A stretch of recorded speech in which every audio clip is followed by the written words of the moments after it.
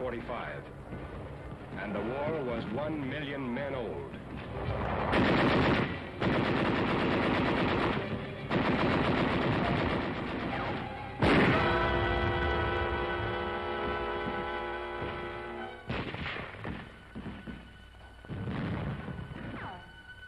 Hang on, kid. Keep your eyes shut tight and drink. They're moving you back now. Don't give up. Just hang on. The road back is bumpy, and maybe the pain blurs your eyes. But listen. The sound of battle grows dim. And now one question cuts clearly through the haze. Which man will you be? The one who gets hurt and dies, or the one who gets hurt and lives? When the dizziness stopped, when the fog cleared, an Army nurse was at your side. A woman who meant safety and comfort and home to thousands of men before you. A woman who meant all those things to you. A nurse brought another American's blood to your side to pour new strength into your veins. A nurse handed clamps to the surgeon and counted sponges.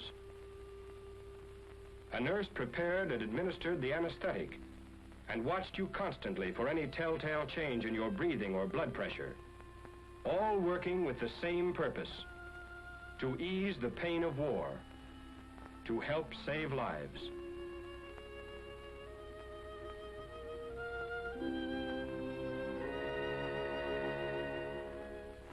The preparation for the moment that would bring the Army nurse to your side began months before back home in the United States. After 3 years of professional schooling, the nurses were given 4 weeks of basic training. In those early days, perhaps the nurse wondered why she had to sit through seemingly endless classes and submit to rigid discipline. Often, while muscles ached and groaned, she may have wondered why it was necessary to take those long hikes or grope her way through a gassed area. Yet there were demands that would require of her perfect physical health and stamina, the strength to stand up under the rigors of combat nursing. 4 weeks of basic training finished, the Army nurse was ready to serve wherever the Army needed her most. She might have found herself stationed in a general hospital right here at home, or perhaps assigned to a mobile hospital unit overseas. After she arrived, she may have helped to build the very hospital in which she worked. For the field hospital or the evacuation hospital, like a circus, had to be able to pack up and move on at a moment's notice. Its primary function was to offer immediate surgical treatment to the wounded, and that meant following ever-changing battle lines. Everyone pitched in when a mobile hospital went up: enlisted men, doctors, and nurses. Just one small instance where basic training paid off. Those muscles, toughened and hardened during the 4 weeks of basic back home, were equal to the job. In the field, the Army nurse lived roughly and worked gently. There was no glamour, and her life was far from spectacular. She slept under hastily pitched canvas, on a GI cot, under GI blankets. She trained her mind to act as an alarm clock, because time was important. A wasted moment might have meant a wasted life. She lived a life completely stripped of luxuries, and yet she asked for no more luxury than a patient's smile when his pain was eased. She ate regular GI rations the same as the rest of the Army, and often at irregular times. The hours were long and the demands never-ending, and as a result, the nurse learned to make use of every moment of her off-duty time. She might not have chosen a GI helmet to wear to her kid sister's wedding, but it made up for its lack of style by its versatility. It was a beauty parlor, laundry, cooking pot, wash basin, all rolled up into one. A little community in size 7. She spent some of her time writing letters. Not the having a wonderful time, wish you were here kind, but letters filled with all the drama of her days, with stories of the courage and spirit of the men over whom she watched. A few moments could always be found for prayer. others for lounging about talking of home. She may have longed to wear the evening dress sent from home, but probably only had the chance to talk about it. Usually she wore olive drab or battle gray. Her uniform at all times was her badge of service. But however she spent her off-duty time, she was always eager to return to the hospital where the wounded were fighting for their lives. For first and foremost, and at all times, she was a nurse, offering professional and skilled care to the sick and wounded. A nurse first, a woman second, and an officer third might well serve as the slogan for every member of the Nurses Corps. Complete recovery of the patient in war or peace depends not only upon the use of drugs, but on the skill with which they are administered and the care that follows. The nurse must be capable of recognizing at once any symptoms in her patients which demand immediate treatment, because if serious consequences are to be avoided, medical treatment must be on hand the moment any symptoms appear. Professionally skilled and capable, in her there is the tenderness of all women, of mother and sister and friend. Her voice and touch lend encouragement, instill hope. It's the surgeon who saves a man's life. It's the nurse whose tender care helps him to live.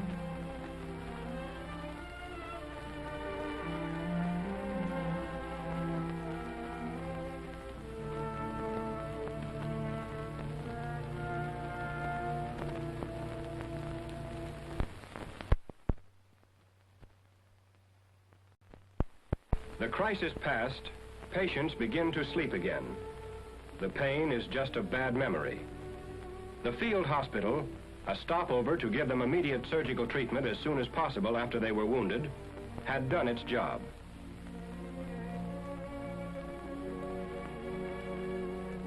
The evacuation hospital was another stopover on the trip back through the medical chain. Here, facilities for treatment were more complete than those of the field hospital. And here, too, the nurse played an increasingly important part in the vital period of treatment and convalescence. After 3 or 4 days, the patients were usually well enough for the trip back to the general hospital.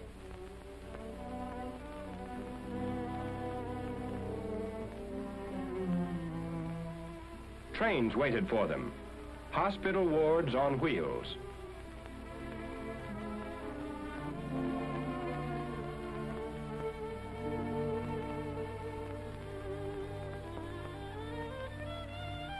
Each train carried, in addition to medical officers and enlisted technicians, 4 surgical nurses and 2 medical nurses, all of whom were on duty from 7 a.m. to 9 p.m., and as far into the night as they were needed. When speed meant life, evacuation took place by plane.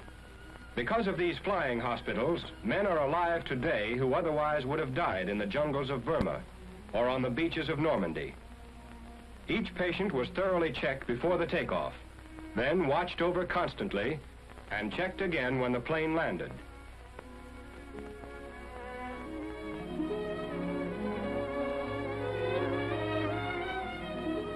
While in the air, the flight nurse was in complete charge, ready to handle every emergency and doing everything a doctor would have to do, except operate. Air evacuation was difficult and required specialized skill and training. The flight nurse had to be prepared for the unexpected. For the next moment, it might have and often did happen. At the general hospital in the theater of operation, other skilled teams of surgeons and nurses stood ready to take over where the frontline hospitals left off.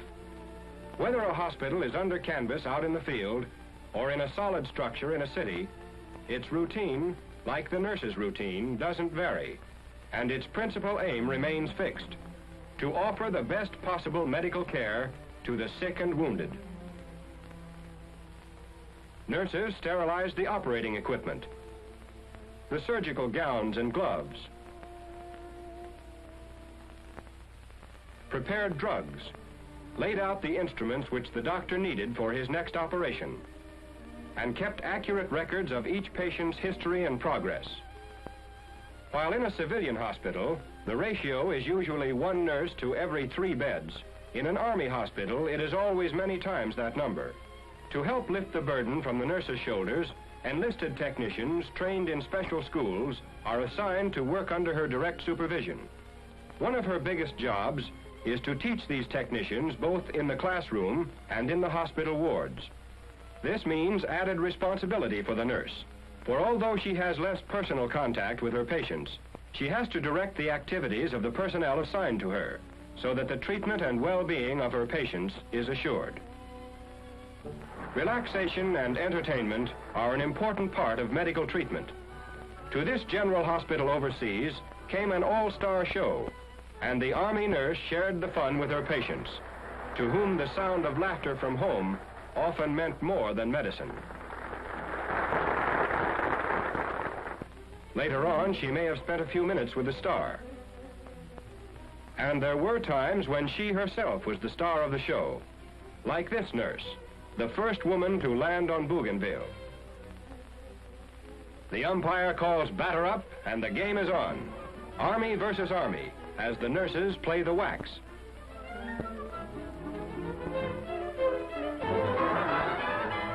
This infield will never play in the polo grounds, but one of their patients might.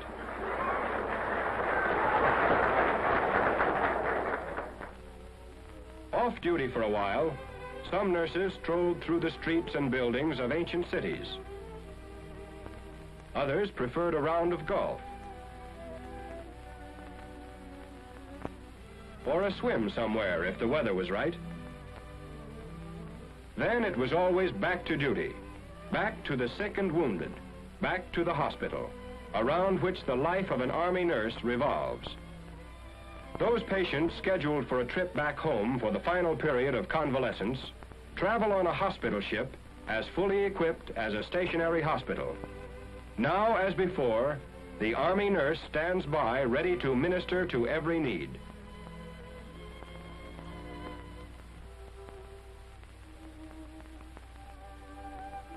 Next stop, a debarkation hospital.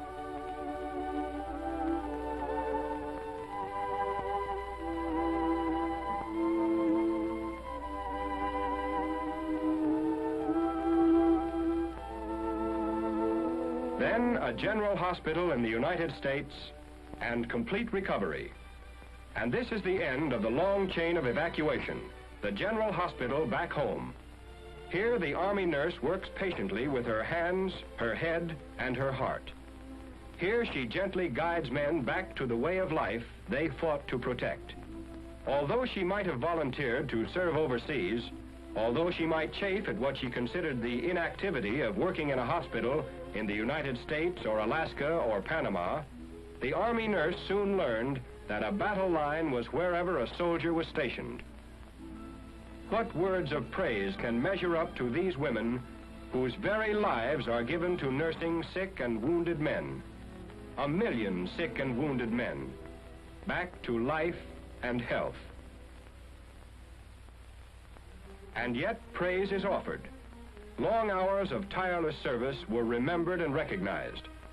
The Army nurse, decorated for bravery and valor above and beyond the call of duty.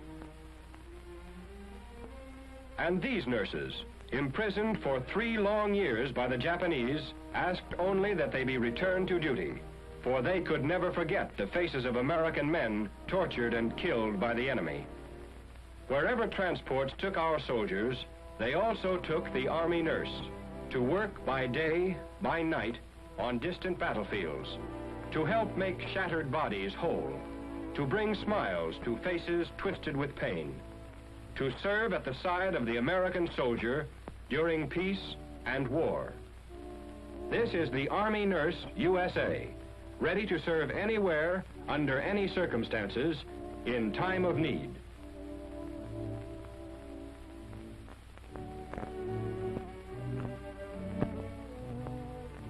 During the past 4 years, 57,000 graduate registered nurses have served with the medical department of the Army. For us, the war is not yet over. Many nurses are still being sent to overseas theaters to care for American soldiers. These are replacements for nurses who served overseas during the war. And the war is not yet over for many of our patients. More than 300,000 patients are in Army hospitals throughout this country, many of whom will be forced to remain there for a long time to come.